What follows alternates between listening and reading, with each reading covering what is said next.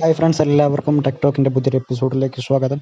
അപ്പോൾ ഇന്ന് ഞാൻ വന്നിരിക്കുന്നത് ചെറിയൊരു വീഡിയോയുമായിട്ടാണ്. അതായത് അധികം എല്ലാവർക്കും അറിയാവുന്ന എന്നാൽ ചുരുക്കം പേർക്ക് അറിയാത്തൊരു ചെറിയ വീഡിയോയുമായിട്ടാണ് ഞാൻ ഇന്ന് വന്നിട്ടുള്ളത്. ഇതധികം പ്രാധാന്യമൊന്നുമില്ല, എന്നിരുന്നാലും യൂട്യൂബിൽ ഇതിനെക്കുറിച്ചൊന്നും അധികം കാണാത്തത് കൊണ്ടാണ് മലയാളത്തിൽ ഇങ്ങനെ ഒരു വീഡിയോ ഞാൻ നിങ്ങൾക്ക് അവതരിപ്പിക്കുന്നത്.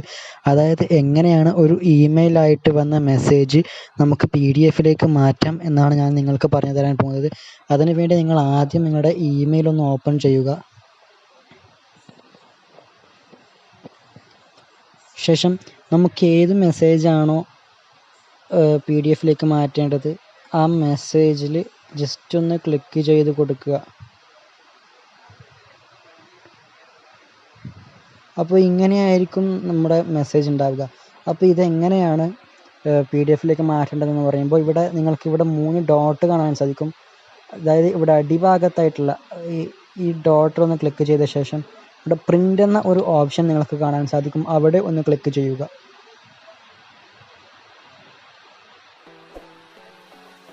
അപ്പോൾ ഇവിടെ സേവ് ആസ് PDF എന്ന് നിങ്ങൾക്ക് കാണാൻ സാധിക്കും.